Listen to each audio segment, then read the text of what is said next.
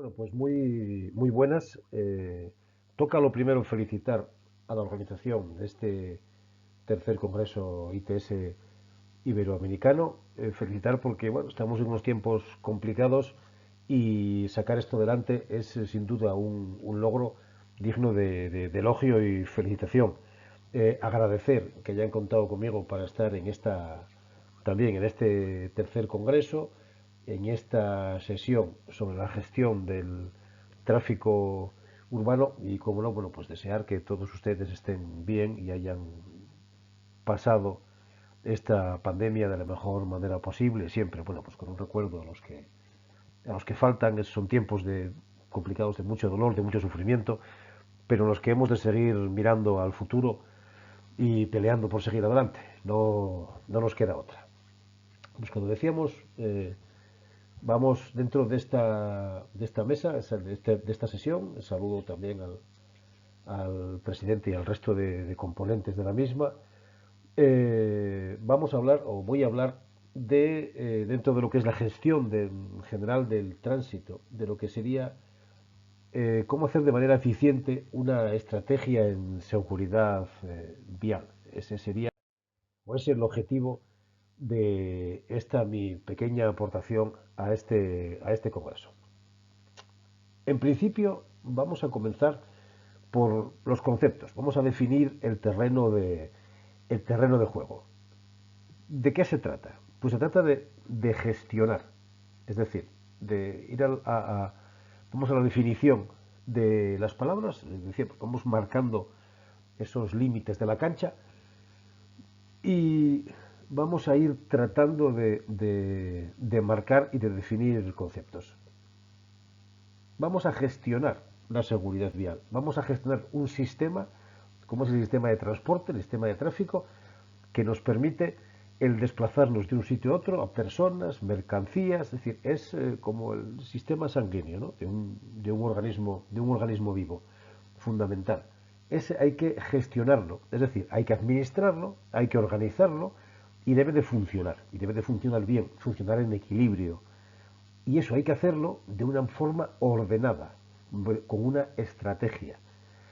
Dice, es un arte, ¿no? El arte para dirigir un asunto. Pues sí, yo tuve un profesor en sus tiempos que era jesuita que decía que no había diferencia ninguna entre un buen profesional y un artista, que si se ponía en mono lo que se hacía, que no había ninguna diferencia. Entonces, efectivamente, es un arte. Decíamos, gestionamos de una manera organizada, de, con unas reglas y de una forma ordenada y regulada, ese sistema. Y hemos de hacerlo de manera que tengamos en cuenta aquella capacidad de lo que disponemos, es decir, los elementos que tenemos a nuestra disposición. Mirar solamente a la eficacia sería conseguir algo sin reparar en gastos. Normalmente eso nos está limitado porque, bueno, eso implicaría que no podríamos gastar todo, ¿no? Todo el dinero sin tener ningún reparo en la cantidad que se gasta. Y normalmente el dinero es un recurso escaso que hay que administrar muy bien y que nos permite, o sea, que nos impide el hacer lo que quisiéramos siempre, pues porque eso, tenemos esa limitación presupuestaria. Hay que administrar ese dinero. Dentro de eso que tenemos que hacer, pues hay que mirar muy bien en qué se gasta y en qué no se gasta el dinero. Entonces, tenemos que hacer economía y tenemos que valorar conseguir el éxito siempre optimizando los recursos. ¿Qué es lo que nos impide el llegar a buen puerto, el que todo vaya bien? Bueno, pues cuando el sistema falla, cuando ocurre un accidente. De accidentes hay también muchas definiciones, pero por resumir y por ir centrando la intervención, vamos a tomar esta de Joseph Starenbaker en su manual de investigación de accidentes, donde define accidente de tráfico como un hecho, un suceso o un acontecimiento inesperado o impremeditado que contiene un elemento de azar y con resultados que nadie desea. Esta es la definición de accidente desde nuestro punto de vista. O sea, huimos de aquella que implica una conducta asilvestrada, una conducta personal pues irrespetuosa. vamos a lo que es un accidente puro, o sea, aquel desequilibrio que no nos permite, o sea, que no permite que no permite que funcione bien ese sistema. Entonces, ¿desde dónde partimos? Bueno, pues partimos desde el concepto, ya en positivo, de seguridad vial. ¿Cómo? Bueno, pues nosotros en la Organización Internacional de Accidentología Vial manejamos el concepto de seguridad vial como el estado de bienestar saludable en el libre y autónomo uso de nuestras calles y carreteras, desde un punto de vista de la persona. Es decir, el sistema funciona bien y nos permite utilizarlo de una forma saludable, o sea, normal. No es la mera ausencia de accidentes, sino que es que el uso se realiza de una manera autónoma, donde entra la accesibilidad y en un estado de total y absoluta normalidad. Ese es nuestro concepto de seguridad vial. Esto es lo que debería de permitir que esa gestión de ese sistema se hiciese y que consiguiese esto. El objetivo, el concepto, sería este. Esto es lo que tenemos que conseguir. Según eso, podríamos hablar de dos seguridades. Una seguridad vial que sería activa o funcional, que se aseguraría mediante el equilibrio de posición y movimiento de los distintos sistemas, de los cuerpos, o sea, los vehículos que forman parte del sistema, de manera que las interacciones se produzcan sin que haya disfunciones, es decir, todo va bien, todo funciona, y gestionamos para que el sistema funcione en equilibrio, y luego una segunda seguridad vial, un segundo nivel, que sería aquella paliativa o pasiva, en la que, en el supuesto de que algo fallase, las consecuencias de esos intercambios de energía fuesen las mínimas. Es decir, gestionamos para que no haya problemas. Pero, como eso es muy difícil, tenemos en cuenta que si hay problemas, vamos a ver si somos capaces de que las consecuencias de esas situaciones de desequilibrio sean las mínimas. Vamos a minimizar esos intercambios de energía, esas consecuencias de esos accidentes. Según esto, lo mismo que si buscamos seguridad, tenemos la inseguridad. Entonces, ¿qué sería esa inseguridad vial activa o ese riesgo activo? Pues las causas de los accidentes. ¿Por qué ocurren los accidentes?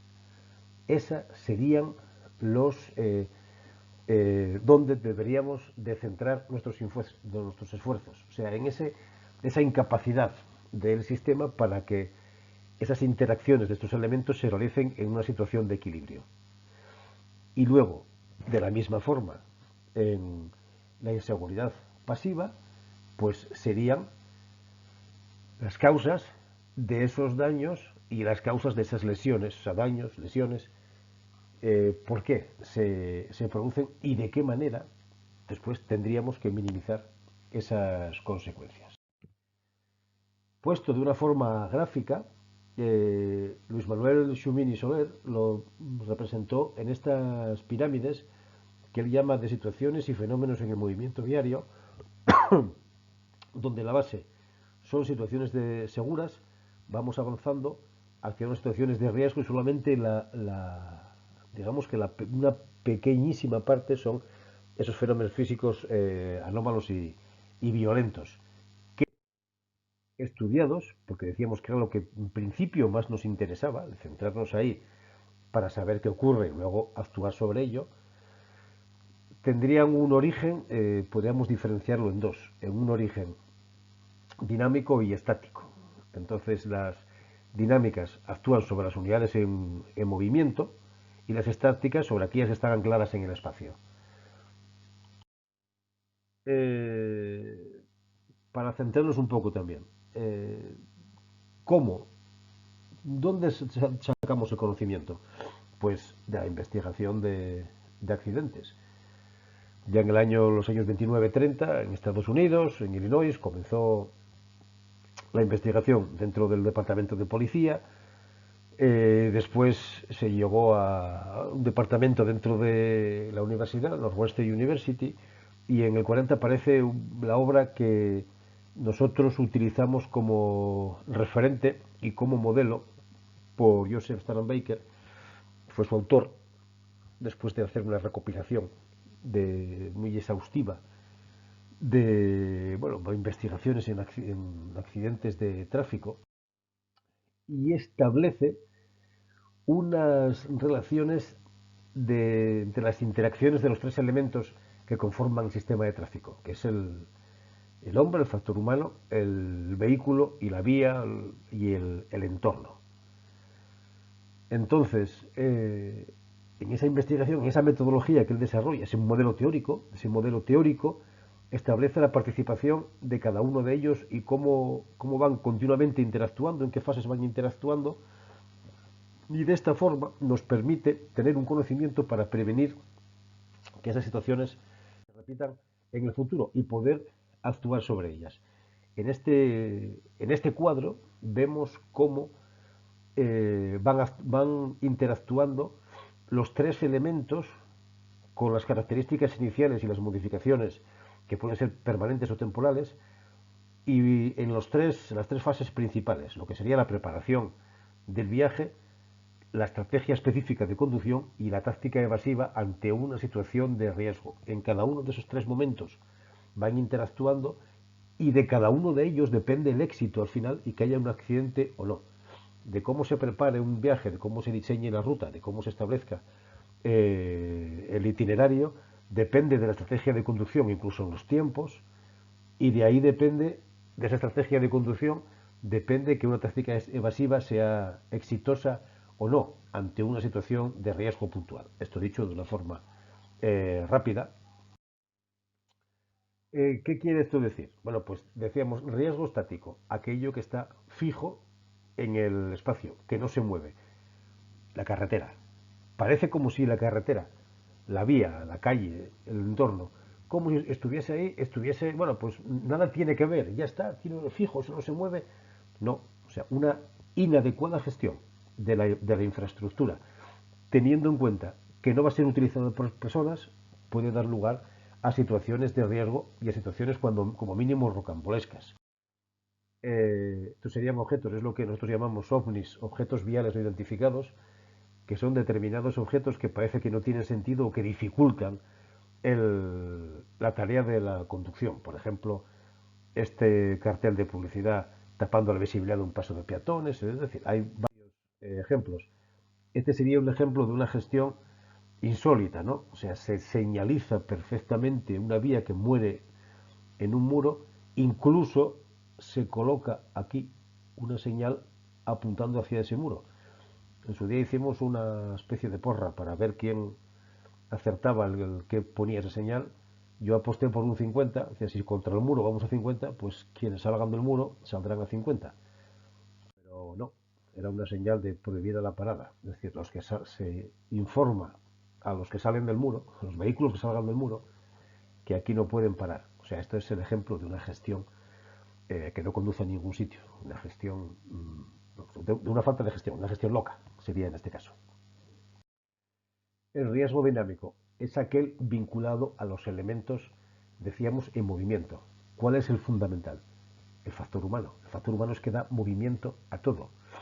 Y como da movimiento a todo, siempre decimos, es el responsable del 90% de los accidentes, ¿no? Es el responsable del 100%. Al final, todo está o diseñado o ejecutado o gestionado por un ser humano. Es ese factor humano que da vida al sistema y es el más débil de todo el sistema de transporte. Es ese factor humano que tiene, decíamos antes, unas características básicas relacionadas con el reconocimiento, la decisión y la ejecución, y unos modificadores, unas modificaciones que pueden ser temporales, eh, como consecuencia de situaciones puntuales, una enfermedad, por ejemplo, la fatiga, el aburrimiento, o bien permanentes. El ejemplo clásico es el deterioro de la edad. Un factor humano que muchas veces hace cosas la mayoría de las veces, como veíamos en esa gráfica, son situaciones normales, de equilibrio, y que en muchísimas ocasiones salva situaciones que podrían ser dramáticas. Este es un ejemplo de una de ellas. Hubo una que se puede extrapolar también al campo del tráfico, que es el avión que en el año 2009 hizo un aterrizaje de emergencia en el río Hudson, en Nueva York. ¿Quiere esto decir que el secreto de la gestión de tráfico para ser eficiente ha de estar centrada en el ser humano, centrada en la persona? De manera que quien diseñe la infraestructura, quien señalice, quien gestione, tenga en cuenta que el sistema va a estar utilizado por personas, no por máquinas, y que las personas tenemos una tendencia natural a equivocarnos. Somos seres humanos y dicen que el ser humano, o sea, el hombre es el único animal que tropieza dos veces en la misma piedra. Tengámoslo en cuenta y gestionemos las infraestructuras con esa premisa, desde esa premisa. El confiar todo el futuro siempre lo hubo. De hecho, las similitudes entre el Pegaso Bacalao del año 52 y el Iveco Z-Truck del 2016 son evidentes. Un puesto de conducción en el centro, la posición elevada del conductor, salvando las distancias. Pero siempre hubo futuro. ¿El futuro cuál es? Insisto, el muchísimas gracias, disculpen la rapidez y así ya me pasé algo más de un minuto. Reiterar el agradecimiento a la organización, reiterar las felicitaciones y reiterar también los deseos de que todo les vaya bien. Muchísimas gracias.